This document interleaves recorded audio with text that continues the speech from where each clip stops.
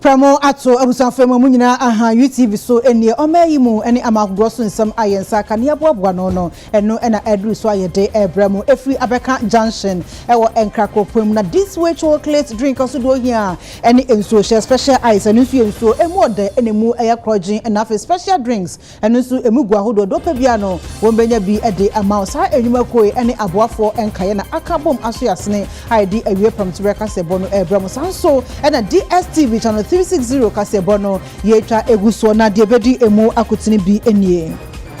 enra yebo amane bi se gomua ojobi ayasabia bi ayade a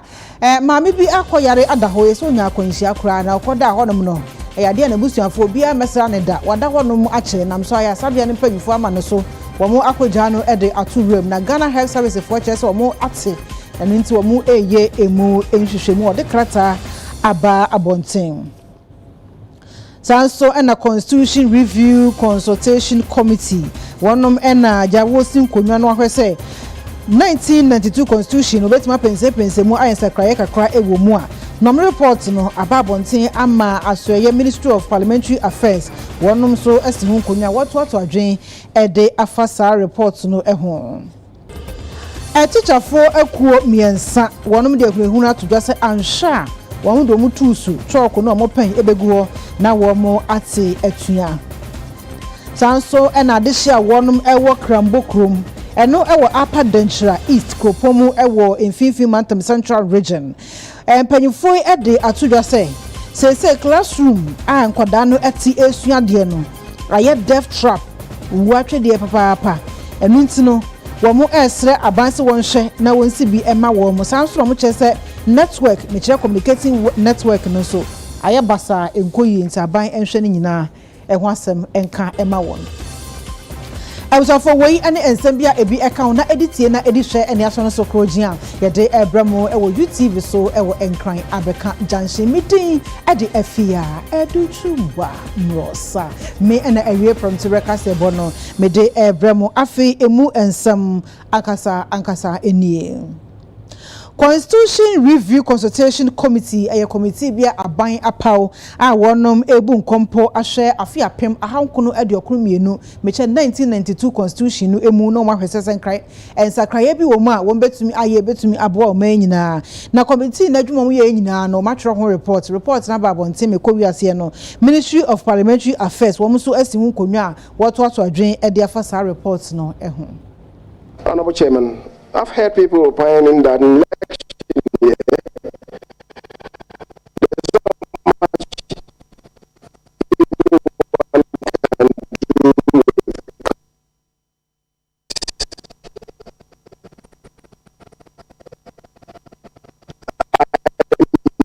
back to differ.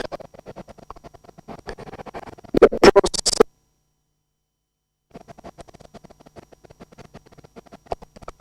to sustain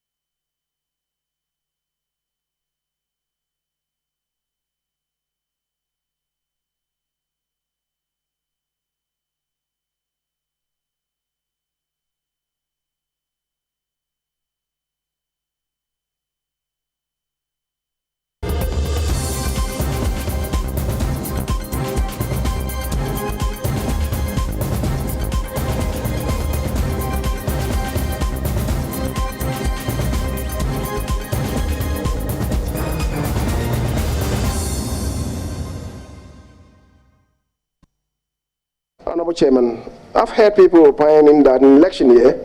there's not much anyone can do with constitutional review. With the greatest respect, I may beg to differ. The processes that have been initiated have to be sustained till it comes to fruition. Instructively, the flag bearers of the two major political parties have intimated their intention to continue with the review process with the hope to culminate in the amendment of the 1982 Constitution. So no matter who wins, and I believe certainly in the foreseeable future, the pendulum may swing between the MPP and the NDC. So no matter who wins, since government is a continuum, we would have contributed our quota to a document that will be part of the handing over notes come January 7th, 2025. This should make it easier for the next government to take concrete steps towards constitutional reform. In recent times, if I recall, I think in the last parliament, there was an attempt to amend a part of the constitution to deal with the election of the district assembly, the chief executives, in-house, among members of parliament. There was consensus on what we want. We had various meetings and negotiated various amendments which would achieve the purpose. Outside parliament, politics took over, and in the end, the process was abated. So, talking about consensus now, I'm wondering whether consensus in parliament where the process must begin, and consensus outside parliament, where in the end, when it relates to the entrenched provisions where the decision or the power to make the changes lie, where the consensus is being worked at. But there's no doubt that without the consensus, we cannot achieve anything. But whether we are willing politically, each group sitting here, we will argue intellectually, but whether beyond here, we will have the courage to stand up to our parties and insist that this is the right thing to do. It's the challenge we must all deal with. I believe that you and I will take this straight from here and be the advocate for the change which is necessary at the very political forum where the resistance will come from. Decentralization and local governments. They are of the considered view that the Article 243 should be amended to read that there must be a district chief executive for every district who shall be elected by the registered voters of an area in a public election and be elected if persons obtain a simple majority of the valid votes cast. Mrashebedwani Emma Zebila Baton Pesua so Onunyamfo Cletus Avoka and afe Mrashebedwani Mabogatanga East Onunyamfo Dominic Ayini and the first deputy speaker Joseph Osewusu wamakasa dia tudwa say wo how kase pa wo man Asia e wa memo mu no enye constitution no nemom no eye Ghana fo adwen ene omusuban. And I want to associate myself with Honorable Dr. Ayini that our problem is not the constitution. Our problem is the individual, the Ghanaian leader. Many of the provisions in the Constitution are abused more in practice, than in practice. They are not observed. They are honored in the breach than in the observance. And that is the problem that we have. For example, if we take the directive principle of state policy, in fact, I was a member of that committee, where they provide that a succeeding government must take on board the project that were started by the previous government and complete them. It's just a provision there. They come and they don't do it. Is that the problem of the Constitution? No, it's an individual, our attitude. That is the challenge. Having said that, I want to just talk on one issue that has been very, very critical, and that is the Article 78, Mr. Chairman, Mr. Moderator, Article 78 of the Constitution. That is the appointment of ministers. We thought we thought on this issue critically and came with that provision to save the situation in the country. We thought that by making some MPs ministers, it will attract experienced, knowledgeable, and professionals to come to Parliament. And when you have experienced people, professional people to come to Parliament, then one, they will improve the quality of debate. They will improve the quality of debate on the floor. And secondly, they will improve the quality of laws that we pass. There are some laws that we pass that when you read them, they have no meaning. It's because of the type of people who are there passing the law. And my colleagues who are in current Parliament with me will appreciate this. Che, he's not a lawyer, but he has been responsible for many of the bills that we passed in Parliament into law. One of the issues that I have raised, which has garnered very little public attention, is that there are certain Article 71 office holders who continue in office for a tenure, such as His Lordship, and his colleagues on the Supreme Court, the chairperson and members of the Electoral Commission, NCC, and so on. They are Article 71 office holders, but they continue in office. Is there any basis? Is there any economic rationale for paying them end of service benefits or ex gratia every 4 years? Why hasn't any committee come out to recommend that? Because they are continuing in office, okay, their ex gratia should be determined at the tail end when they are exiting. It should be an exit package for them, and not that they should be be paid ex gratia while still being in office. Constitution of the NDPC.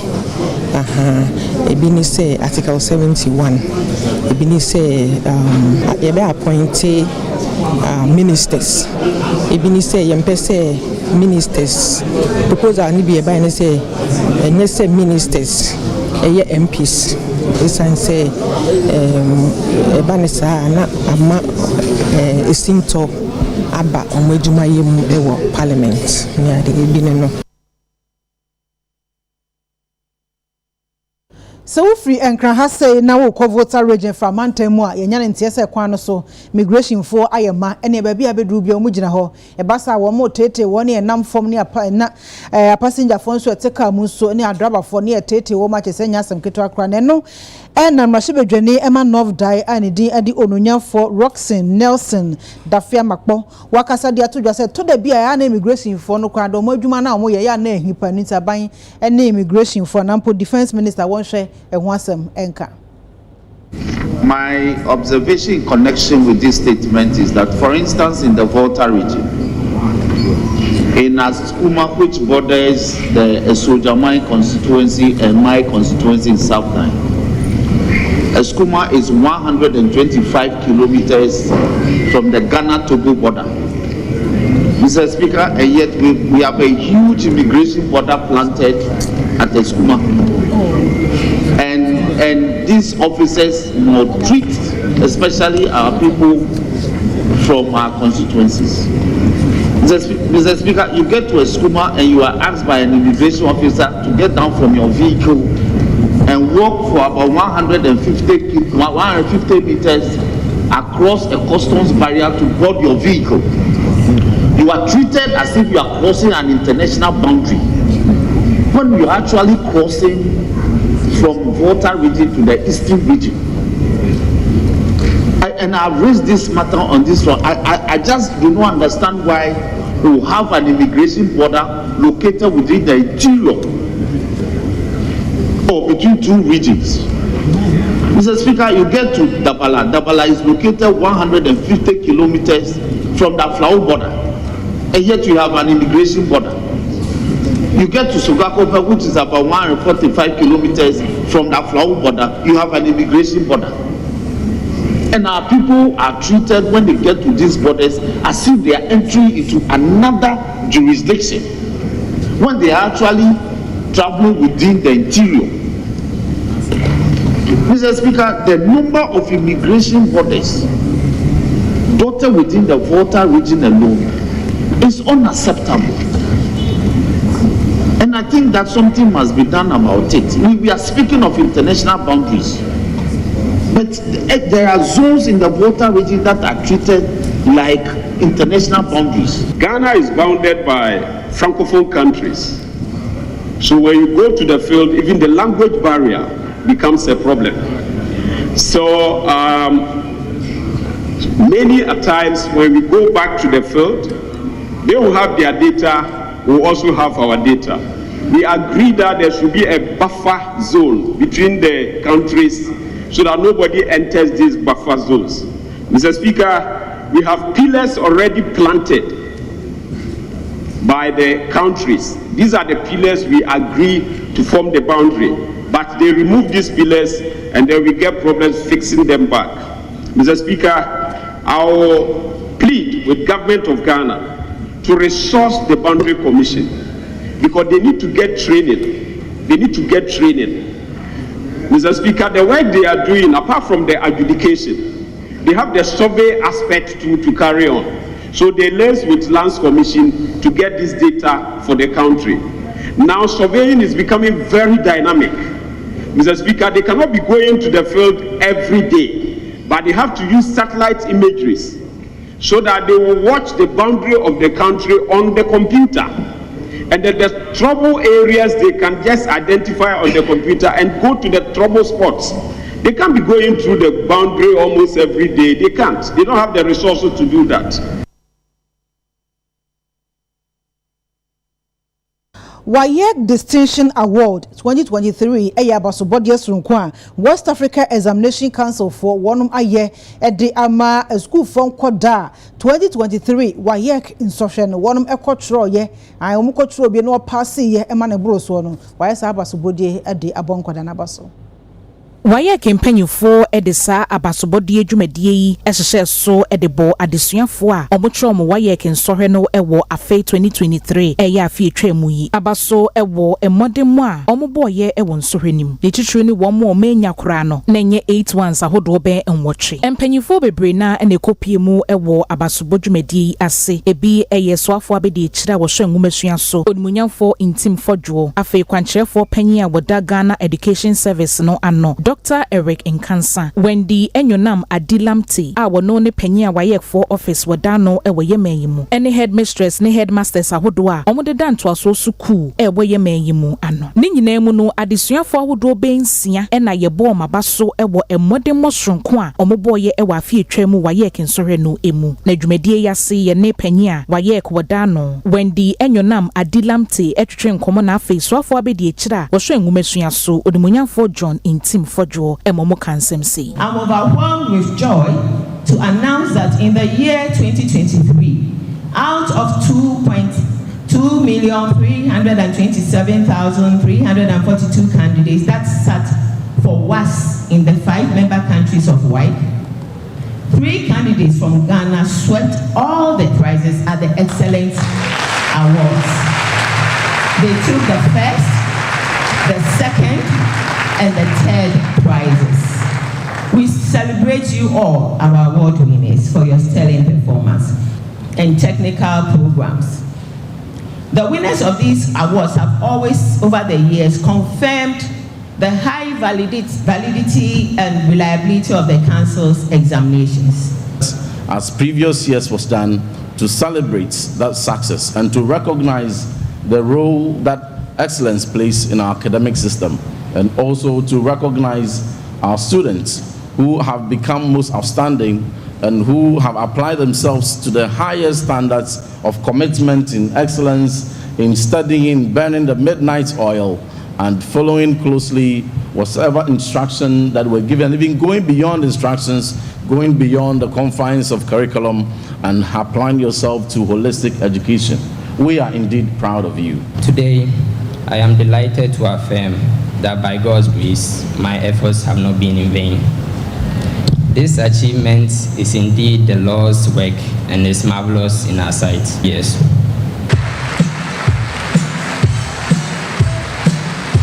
Afi ye dua enua bebre ewo omemu nenam so ama komisa wonum ehwe Ghana kwaye so meche Forestry Commission wonum agina afi enua ye dua no so edi enua meche seedlings no mako 13.8 million wache ewo omeyimu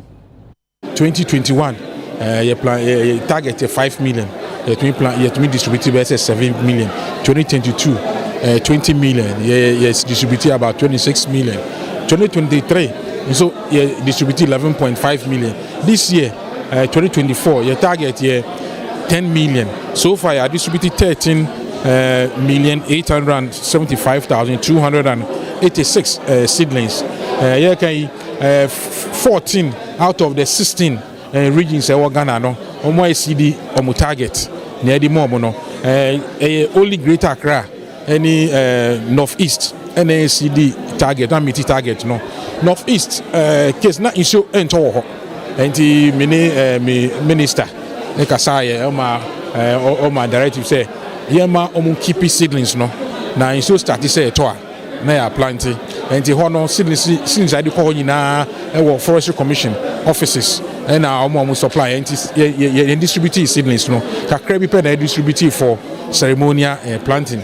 Greater Accra so every idea but now omo ba nyina no mo pe only fruit seedlings. Galamsey illegal logging, wildfires, some agricultural practices say quite no that's the illegal ones. Any poaching in the forest, you said, Nina Bibia, Forestry Commission, and a forest, and a in the long run. And your forest guards, rapid response team, on the field, Juma, still, this next week, whole set, back to the military camp, for training. But near Yanson is a info. District chief executives are any other opinion leaders or more in the communities are be 4 months through your Ministry of Lands and Natural Resources. Any Oswafo share hunidie eso one Jaspon group of companies aka abom amomo akobie multi-purpose integrated recycling and compost plants ano ewo sunwane ewura bebrebe ayeye ewo honom no wo bedane danemu e de aye adefofo no maboa ama bola ne efi ewura no eso etumi ate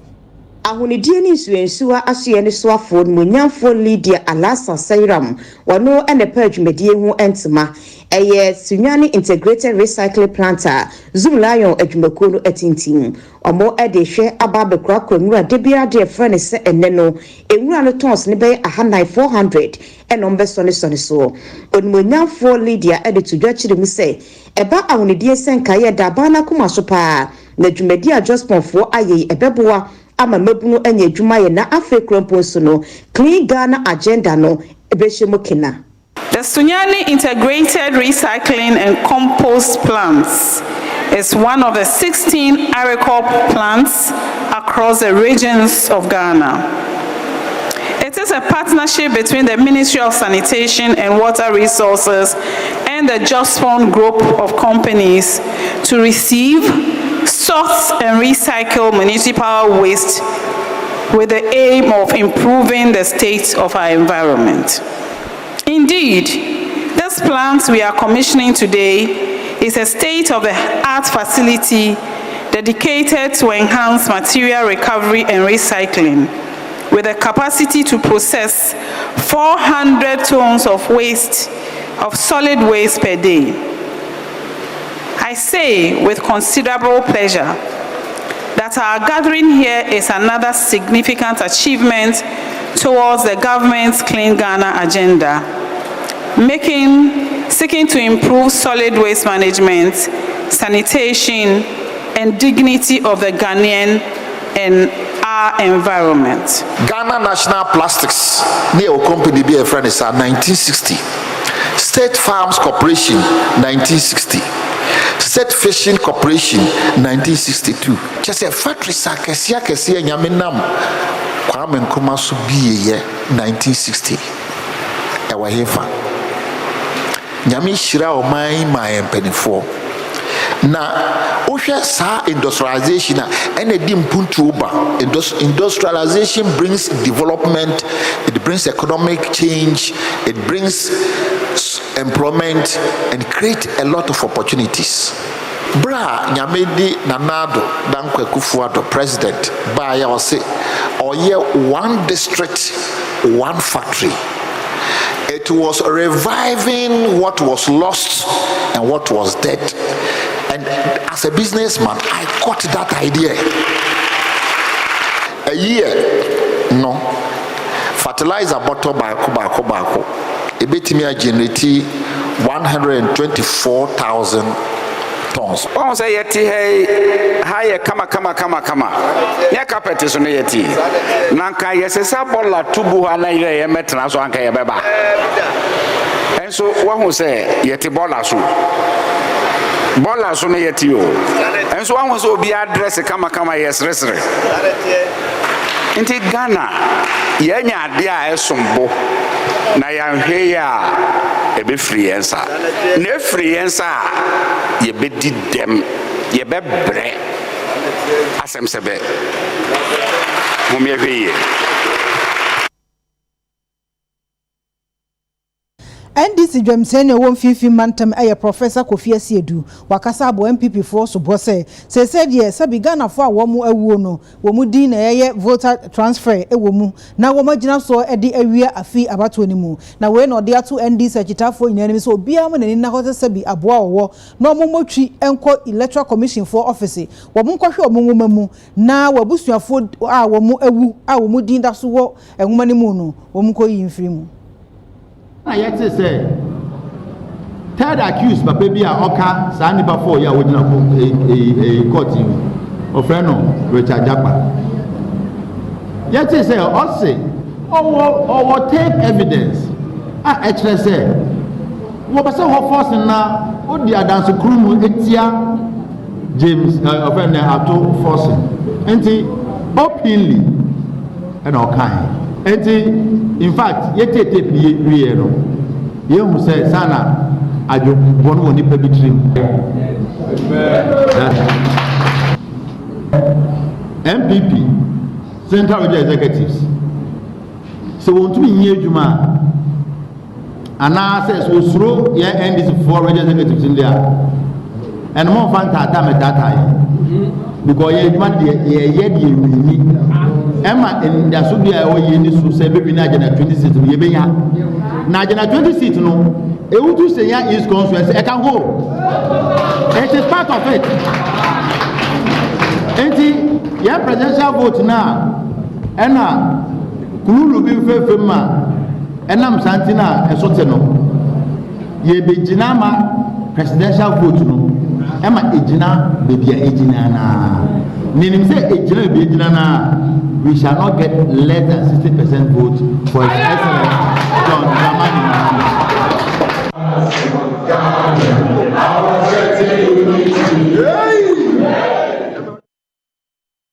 Yet wakase bono eso na yanyane ntiesesi ase voter transfer ya ekoso ewo meya nyina mu no yete se wukọ adwira entokwa asi ewo MPP ni NDC akidafo ntama chese nya asam ketwa kra na sa asemi no kra dia yenkwa homa no so na ye ne yensem twene na ofori emoho enkomo ofori so otime kan prompt rekase bosuni ma hen boko de yo amane ba abeto ya pun sesi ya na meti hu no enyam bia no kura bi wom na se no kura bi wom a sei ene city airport aya no kura sabe ameka sei no eguso na ekoso efia sei nra ewo voting center na se registration center haya abra NDC ni MPP4 NDC4 susu se MPP4 akofa nipa de mu firi ba bia mu firi agira e ba so mo fa omo edin be she abato omamu e wagira mansima se mi ho so omo enfiri ase nti nra peche kakra esi wo center hanomu a ekowie ye akiri na enipa omo e ba e so ma betwere ana so ma be ye transfer no omo kono it is alleged say NC4 ehia omo e okwan so omo koyi omo siye ama metemo ase ntokwa ne mbabo ekoso honomu a ma eduabo krampo ekoso ye former women's organizer deputy ebodua sabre kase no eduabo ne ho nsem na akopie ewo agira himfi a mpenfo bebe na o matena sasem no so nyem se no adachi anopo so ena nya no tiese ne akwela zedie ene hit pa na be pie mu o hanom nyem se eyatesem ne akeke na so be pie mu o baby a mo transfer isi office ase mi nyaba anya san keto ase woni tese NDC4 ne tese o manya ntie send before na kwa kofa wenipa bebre cars ahodo baako num African tampa omo abapie mu ewo ejira ha se omo pe video omo tena tabre ka se no omo so omo ntia se e mo ntwe mu din we nam so mo nya ne sa ntie no anche na mo se party chairman edi sa dom no nyina ni mu omo ewura bia ya omo eye transfer no na mo se hene ha omo ntia se da ama penchement mo ha se esi pa we pia no we pia che na nya sanketwa nyamya dom esa police for e wa ha se ma memfa se da ne boss body mfa mbo police for titiru ene municipal commander wa se ye owura Bismarck Achap me aba wa bo adwuma papa sabra me ka se de police for buru aduonu 20 na mo wa se mo hwesa sundue beba ni nyina mu no edisi for che so mbe pene na atemufo mo nya adwama aba betwa mu din pa na so mo de mu din abɛhyɛ abatɔ wo mu ɛwɔ adwade sɛ ɔmɛti ase ende anasan de enya adwuma ɛnenka ɛnɛ dwuma de ekɔ awie no ɛnenka ɛnkɔ awie ɔmo ebegya yɛ senti sɛ ɔmo mpene nti we pie mu a egusu kɔ so a enya asam ketewa kora gidigidi pa ne basabasa pa na ɛkɔ so ha se but ne nyina mu no yisi de mu gyina ɔmo nan so a ɔmo July na ɔmo hwɛ ɔmo no ɔmo gusu ɛyɛ ɔmo adwuma sɛ deɛ sɛ na fata sa na ɛkɔ so agya mentim ha se na say the abambofo tumi akontrol ntokwa no na omatumi akontrol na ehwo no mo a asese be bola suja no ehwo a na asan akenya no kakra ehwo na asan kenya no kakra elisifo no chese omo mpene china emma NPP4 nipa omo susi omo do omo firi babi eba no omo ntwe omo din ehwo no mo a na ba ko ya be frɛ mu a mo hunu sɛ omo hwɛ osuma sɛ nim din a onye obi ofiri agira nti omo ntwe nti bonsa de kasakasa ne mentemo ase e de aba ne nyina mu no abamofo no ase a omo bo adwuma hwese asundwi ebeba endra de duabo ne koso na nne de ene mbabro ne ntoko nde de ntoko pa ilise to butwa ade chinye se me me kase de toko ne gusu agina mu a anya sankete wa dira mansin wase mo ene wa manebo abusuafo yensem twoni nana ofori amanebo ena ode akogonu yeto akasebo no so na yakọ ensem foforo emu enra ena yenyanti yese maame bia wonya bese emfie aduanan ekọ no eyade a wonya akwanhia ema okoda trauma and specialist hospital eno ewo Winiba na wada honom achakakra na a doctor for ne apodinwuma fo no echese efiri bra maame no enya akwanhia omode no eba ya omushaze so omo ehwe no eyade ne busuani bia emesra no kese omonte ne ho empopuye bia ena se bu hwa krampo nso ase na adwene hyeda mfa kwan mu sa omahwe na bere eno ntipam no twa no wo mu ntime biem wo mu etam no eto ayasabia no ambulance mu ena wonom ede hwiche si ne nchen adaya ide no ekọ ba bia maame no efiri eye gomua ojobi eno ewo emfinfin mantam central region wo mu de maame no eduru kotia na chese wo mu agina ambulance na ya ba ko jonso da bi osanya jonso wo mu ayi maame atu ewuram basa ena chese wo mu adane wo mani di hwiche na si ne nchen no modane wo mani eno mo eko na hometisam kra ne se esi nsuo to be se nansa eno kra ne ka maame na chi a odoma kuma eto nsa ede frɛ no asembe to odwane eyade a Ghana fo nyina ye wo mu nwanwam si na nipa tiri modern sa na Ghana se edrusa wedi ahomete na nsami ekoso no ena Ghana Health Service for wo mo so ede krata ababonten na do mu ka nyina ne se abro mo so ti sa asemi na ye wo mahomete ye papa eno ntino wo mo de ato Ghana fo nyina anim so obia ka no koma ento ne yam obia enum nsuo entwen wo pe esanse wo mo eba beye asemu hwehwemu mu do ye pa na so mo ye mu hwehwemu wi obi bia sa abonefusem oka ho obi bia ode ne ho hye sa abonefusem we mu no emra no ene ombedi ye pesanse wo shop modunmefo wo mo service code of conduct na sa abonefusem ya asie no eyade etia papa eno ntini hwehwemu no kwa we ya obi bia ne ho bon sa asem we mu no enya de ombema sa nipa no afa ne ho edi totroto na sa ensemi Dr. Patrick Kuma Aboaje Director General Emma Ghana Health Service ena edenensa asha ase a eja watu bi amane ensamtrofo ama yenso yensa etumi akan de eno nti de oka nyina ne se Ghana foi obia num suo entwen opesan se emra ena yede ye adwuma ewo memra na yede ye adwuma ewo eye Ghana Health Service mu eno nti no obi bia sebi ne ho bon sa asem we mu no nya de a won bema no afa ne ho edi totroto da Yetua Kasiebono Eso, Nano and a National Petroleum Authority. I will also akasa a day at to say cylinder recirculation model no a idea and chassis Nintino will be a LPG accessible, not just will be ready. It's answer idea a beshas and a chassis and so a be creating jobs, a bema a numa abo memu ye pama and mebuna womu in omuni and numa yeno womu etumi and be aye. Head at the gas and commercial regulation ewo NPA ora obed crane boache extra say and she said that na ewo ho se obi na beto cylinder no de call LPG station na yabum from a jamitre gas egumama no says ya de omo system de omo de ba no eno na eye cylinder recirculation model and she say ye na ene say ombe biebia bebere cylinder ni bi wo ho dada wo ma boom from a jana gum odo de ne ba ya na de si wo no afa bi ko wo se we kura beboa ma de asabio wo ye kronkumemu no omo no so gas ni bi etimi aben omo no manya bi ede dwuma enam se ehu hia so obi beko LPG station ansan wakwa akoto bi ye bibia meya no ene ya felisi wo dada enti de hia so obi ede ne cylinder ba no aba be fa bi eko wo se we kra nso ede bambo ebebre adehye ne pa enti san hye de ehu akohia se ode enema egu akwam na ode dwuma ema bibia nso etimi eye kama wode nsem tu dwa no se aban no na ni so ade hunu pa ne senka webe afi 2030 de nanka Ghana de senyi no hamu chichemu aduenum de obi ade LPG anasa gas mframaja ene didwuma ewa fiefiem ne miame yakodo bebre nanka de abehye bidie ene eja nan enam se bibia de adanse se gas no ewo bambo eno so danchen a ne buo kra ewo fom ena afi ehun so kra enye den nyina inim se current model na se old model na ye use dada nyina no ene se first of all beto cylinder na for the station and as a gas refilling station no akofele obegina ho am ya fele ama na oda kofie sa old model no abai hu say issues me nu ho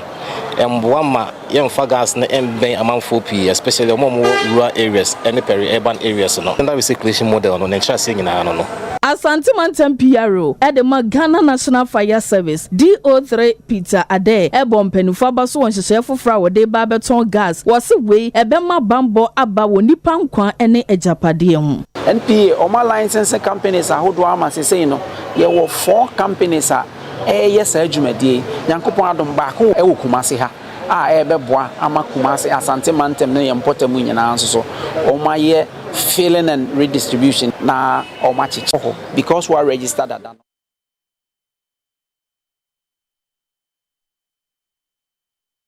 Awuzanfo ye to Kasiebono eso na nse dumso baye ma chese ye ho chiri ye papa na chese enye asem ketoa Ghana for do no chese egu omunyuma e ma omusungu aba so na no mama panyi ebe kasa ye edi tu dwa se de dumso no atwam eno nti obi anka na koma emfa nto ne yam na sese no wo ho no ma na asai dum ni ade a na no na Ghana Grid Company Limited Gridco wo mo electricity company of Ghana for aka bom ama wo mo de krata aba abonten na krata mu nsem nyina ne se wode to Ghana fo nyina nim se sa dumso ketenkete bi asese ahase yakoso no enye Ghana mpanyifo ana ECG fo boapaye bi no mo eya nampo abro bi eno mu edie ne mom no gas supply a omunya free Nigeria eba no eyade a sese no eso ate ye pa efri ukwada June da na toso edumienu no eso ate ai enunti na amasa dumso ketenkete no asa unity ede eba no na West Africa Gas Pipeline Company ai wo muso enkrata mu no de atu dwase se die sa supply na efi Nigeria ba no omo chese eswate yato so dia momo ni nyina mu no omo ye maintenance work ensiesi adwumadie bi wo mo gas eniema no homfidi ahodo omo de supply gas no enunti no sansiesi adwumadie na wo mo eye no be last for 3 weeks Gise abo na wotwemiensa ansa na wo mu awie eniti kwapem so mbewie no Ghana for ebetoa so enya dumso ketenkete enye de bia de wo ho ma be unse pre ne yadum no anya bo apaye wo hawo no aba no efi Nigeria no na mechire mu ede amamu no eniti Gridco ene ECG mpanyufo ede to Ghana for nyina nim se obi anum so entwen wo pe esanse wo mu wie sa ensiesi adwumade na ekoso ewo Nigeria manimu a bibia betuto ne kwan mu amankane ano atumi agina so ye papa eno nti no obia enka ne koma ento ne yam emfiri Ghana ha we efi Nigeria gas supply na efi Nigeria eba no na ejamu yensiesie adwumadi enam so emedisa wo ha we ya benu nti we eye California the studios from Ghana Great Company Limited one ne electricity company of Ghana UCG4 akaboma wose yemfanto Ghana fo nyina anim.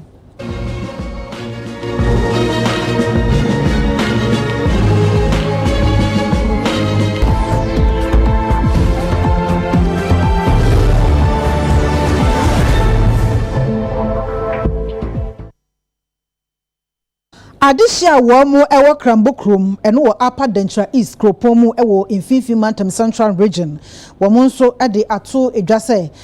classroom block junior high school esuafo no etim esuade no enkoyie adane owuwa me na death trap page se enframa bia no odin ebo wo memu bibia betumi asi eno achi communication network nso enkoyie kura ohawa kase mienu ena etata wo mabrabo wo masra ban se wonhwe endom wonom Adishia ene omu edi nkomo no eche se wohwe wo mu junior high school classroom block no se de esi aye no a atete se kontebe wo se eno no enam so ma wo mu sre se wo mu hia se obetumi ababa ye ne nani kine ya esan se koba se ni nsuo James se ya kim se de nsuo tutui achechefo ntimi nkyira de ena nkwada no so ntimi nsua ade nti wo mu sre aban afi NGO sana se nweko ansha aban se wo mu meye bibi papa bi mo wo dan no se de be ye beboa adishie isa de adisre etu edwase wo mu ultra modern classroom block wa wo si di ama junior high school for no o si esan se dan no enye papenti enam so ama nyoma nhye da enkoyi be ye kwa agese ye furu nua ye fate egu gina ho ni gina so obi ntimi nka ni secret wo be kona ho na dom ni nyina yeguo enti se wo ha kase bi kura o secret ayi a untimi ni nkomo bi sa ewo ho enti ye wo problem afen so ya kwan ye kuafo ne ye wa ha ye koko sem enam se ye kwan nye nti no ye koko timi gu ho some months or years o peska kwa ma obako school a enam se wo kwan nya o koko ne betuma be fa ne ntem ne ade nti no ye no nyina ma ye school ye nkura ahwe ne ade no isika sem no e ka akire ma ye de ahwe ni mu afiri mpanyifo no se abai be boa ye school sem ene ya kwan ene ya clinic afen so ye nkane anso so hwe ekuro ye de bo ha ye ni street light ba bob ba kumpo wo mu emre tenten amina na ebeti school 1963 abai school na ya mahu wa hanom 2011 yi na ya besi primary school block amame empo wo mu complete ye enkwala uba konfuturo mu na omote apart from that from KG1 to JHS no unit form 3 ne de ye hu de ekoso ha enkwala no nsuo to agese teacher for mo kotena fie school for teacher for ni teachers quarters aban ene an ya for so ase besi teachers quarters kakra mo ye try ya ho de kopem ya ka ho MP ebe so ya asene kakra duru ba bi atiada sisi me no ka say ye hia ye school enkola enkonwa kura bi ni school ha 2024 yi no in fact me mine no me mrante hene me mine de omu nyina de omu adwuna ato say 2024 no omu hia mpunto anya sa pa de ahwa abato kura no ebe ye den omu ba chi yes ma omu ntimi ye fi tokoro ene fom ni na omu ye ntikola no omu seta de ne a omu kofia sekina se wonsi akina omu ntimi nsan kobiem ti we de ibesre aban se won hwe anim na o mbabuaye ene de sekunu na se omutimi je sa abuaye akababuaye pa nti ye fi ebeka nyame na de ebe das na ye sere se won baye sa yina maye de sa to so ne ene ne ke no se ma ye ka no ye fili selim ene ye ba ye pese ye gini ba bi fre selim efese omho ye na so munya geche kokko furudua ye furudua no so da korokora obi furoye ema dua na yino ma na bafom ema na na ibuyi nti zadie nde yedi ni ko hospital na na yefia sa nti se de na na ndi wontimin nante